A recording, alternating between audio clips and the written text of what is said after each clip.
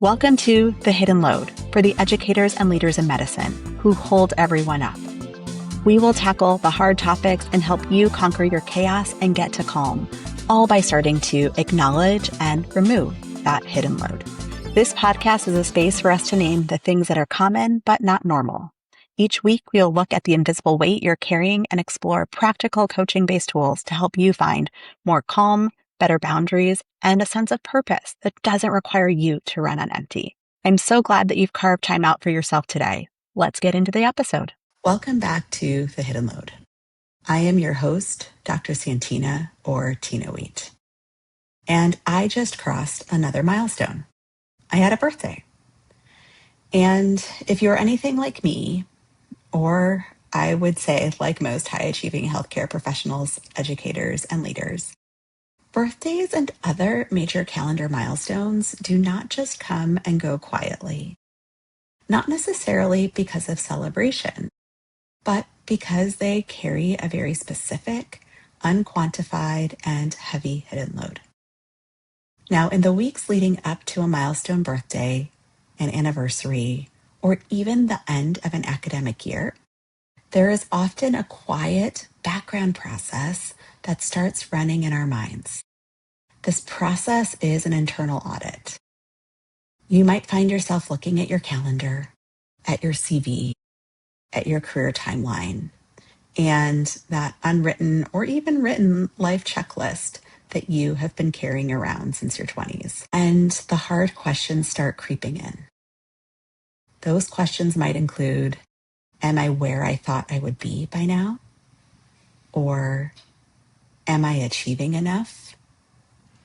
Or am I steering this ship, this department, this clinic, or even this life fast enough? And the one that causes me the most anxiety, shouldn't I have figured this out by now? Now, in medicine, we are systematically conditioned from a very young age to measure human progress in rigid, relentless, and linear increments. Think about the conveyor belt that we step onto. There is pre-med time in undergrad or in our post-bac time. Then there's the MCAT. Then there's med school. Then there's step 1 or COMLEX 1, step 2 or COMLEX 2, followed by match day, then intern year, then all of residency, followed by senior resident. And then if you choose to do a fellowship, there's fellowship. Then there's board certification. Yay, you finally made it. And then if you're an academic like me, there is climbing of the professorship ladder, going from assistant professor to associate professor, and for some, full professor, division chief, and chair. This is a pretty direct pathway. And we spend decades living entirely by someone else's pre-packaged schedule. We follow this path that somebody else says is the right path to follow. Each of these milestones is defined for us truly by an external board, a committee, or a standardized exam. We learn to evaluate our worth based on how fast we can check off those boxes against an imaginary hyper-optimized timeline. And so when a personal milestone like a birthday approaches, our automatic default reflex might be to run that exact same clinical diagnostic on our personal and professional lives. And so some of us, definitely me included, carry the silent anxiety of the pre-birthday audit.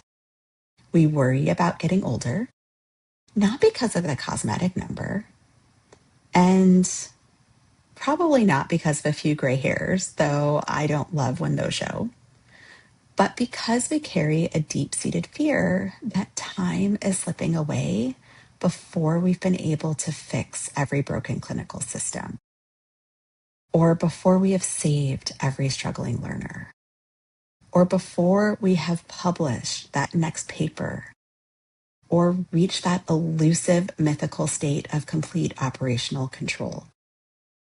For each of us, that might be a different thing. That might be achieving a certain position. That might be having a certain number of publications.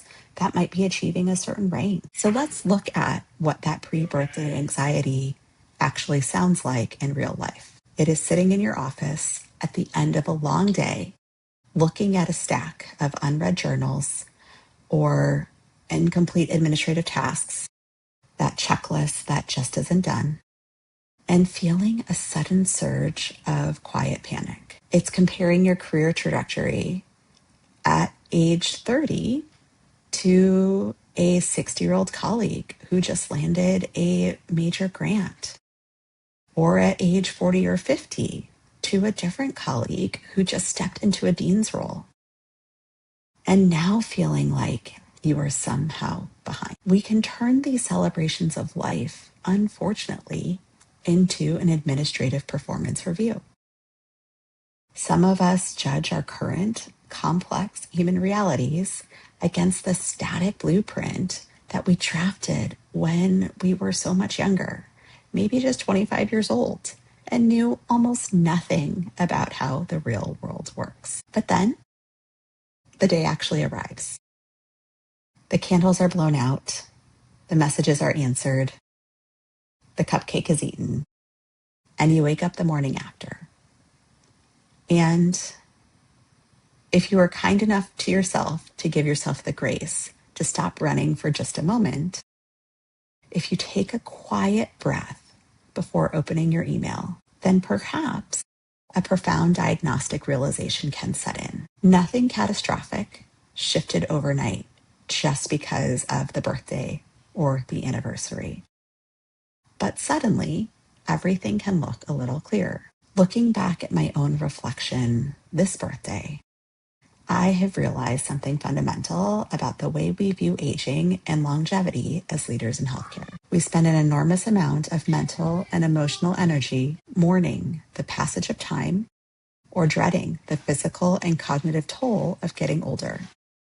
But we rarely pause to acknowledge the immense, unshakable sovereignty that comes with experience. Getting older in this profession is not just about accumulating mileage or adding lines to your bio. It is about accumulating pattern recognition. It is about the experience. So let's talk about that pattern recognition. In your early career, it's high speed and low context. Your threat defense system is hyperactive. And every friction point feels like an existential crisis.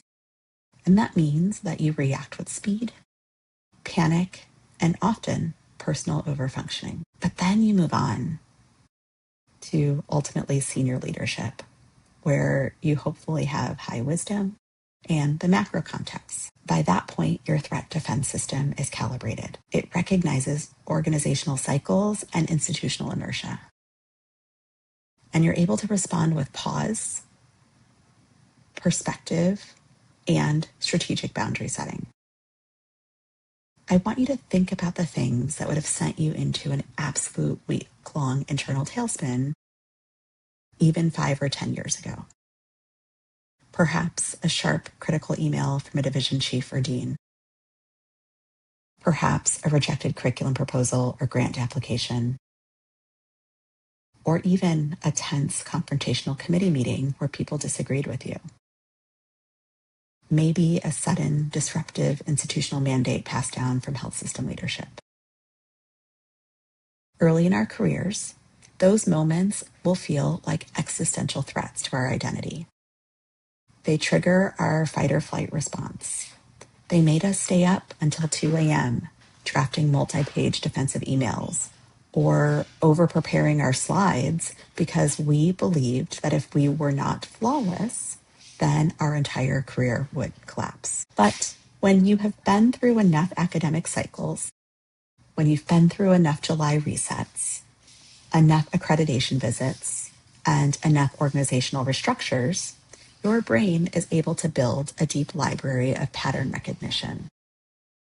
And then you're able to realize 3 major truths. First, most institutional emergencies are simply poor planning by someone. Second, most organizational crises are temporary, cyclical storms that will ultimately pass. And third, your value as a leader is not measured by how fast you react, but how calm you remain while everyone else is panicking. The post-birthday or post-anniversary clarity is about realizing that time is not an enemy that you are desperately racing against. Instead, time is the raw material of your wisdom. You are no longer guessing your way through the dark. You are navigating a room you have walked through 100 times before. And if you are earlier in your career and have not yet reached that wisdom, I just want to reassure you that for you, it too will come. So, how do we actively put down the hidden load of milestone anxiety? And how do we stop holding ourselves hostage to an imaginary timeline and step fully into the sovereignty and clarity of getting older, both in age and also in our career? Well, we have to shift our relationship with time using 3 concrete coaching reframes. The first reframe is to burn the imaginary checklist. I love a good checklist, so this one feels hard. But I want you to stop evaluating your current season against a 25-year-old's naive blueprint. We grow and change as the seasons of our lives and careers change. And so what it is that we need to accomplish should look different today than it did when you first started out. Reframe number 2 is to trade urgency for equity. This allows you to shift from that high-speed biological hustle, those immediate responses that are often coming from flight or flight, to deep, macro strategic wisdom. You don't have to be the first one to answer, or you don't have to answer within 2 minutes. It is reasonable to pause and think about what is truly the next best step. The urgency isn't always going to help you. And then the third reframe is to reclaim your personal horizon. It's important to remember that your career is what you do, not who you are. It is really important to your everyday life, don't get me wrong, but it is not all of you. Let's go back to each of these reframes a little bit. So reframe number 1, burn that imaginary checklist. Let's be completely honest about who that 25-year-old was. That version of you was hardworking, ambitious, and well-intentioned. Unfortunately, they understood almost nothing about the systemic friction, institutional inertia, healthcare economics, or the real reality of human relationships. They drew a straight line from point A to point B because they didn't want the detour and had never experienced it. So holding an older, more experienced you to a naive checklist written by that 25-year-old is a form of self-sabotage. And so, as I mentioned, because the seasons of our lives and our career changes, I want you to give yourself explicit permission today to update, edit, or even completely burn that old checklist. Measure your success not by the number of arbitrary boxes checked, but by the depth of your integrity, the quality of your relationships, and also the boundaries that you hold.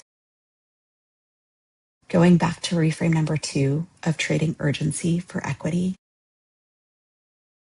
Early in our clinical and academic careers, we survive by trading our biological energy for immediate validation. We run fast because we think speed equals competence. We answer our emails instantly. We accept every committee invitation, and we hustle because we feel that we have to prove we belong in the room. But as you age into mid-career and senior leadership, your primary value is no longer about the speed. It is about the depth and the equity. And your equity lies in your ability to pause to step back and see the macro picture, all while protecting your team from the reactionary panic. When an emergency hits your department, a junior leader is going to sprint around trying to fix everything at once and all by themselves. A seasoned leader, is going to sit back, ask 3 quiet questions, isolate the root of the problem, and guide the team with steady authority. So stop trying to outrun your younger colleagues. Start outthinking them, and start outthinking the friction using the wisdom that you have earned with experience. And then finally, your personal horizon. A milestone birthday or calendar marker is an urgent reminder of a fundamental truth. Your life is not an institutional asset. Your medical degree, your academic title, your clinical schedule, and your administrative role are components of what you do. They are not who you are. Healthcare institutions are magnificent, necessary structures, but they do not have a soul. They will replace your clinical slots within weeks of your departure. Aging gracefully in leadership means recognizing that your highest duty is not to burn out for an organization that can't love you back. Your highest duty is to build a rich, meaningful, sustainable life that honors your humanity, your family, your passions, and your health long after that white coat is hung up for the final time. And you can do all of that while still enjoying the work that you love. So here is your Monday morning challenge for this week. Whether your birthday was 6 months ago or is coming up 6 weeks from now, I want you to take 5 minutes before you dive into your inbox or start your morning clinical block to conduct a milestone audit. Sit with your tea or coffee, open a notepad, and ask yourself this single diagnostic question. What is the one expectation or timeline I am holding on to simply because I thought I should have accomplished it by now? Identify it. Look at the data objectively without drama or self-judgment. And ask yourself, is this metric actually meaningful to who I am today? Or is it just an old ghost from an outdated checklist? If it no longer serves your purpose, give yourself explicit formal permission to cross it off and drop it off your shoulders today. You do not need to outperform your age. You do not rate, and you certainly do not need to race against an imaginary clock. You do not need to prove your worth through endless overfunctioning. You just need to show up as a seasoned, wise, grounded leader that you have already become. Thank you for joining me today for this episode of The Hidden Load.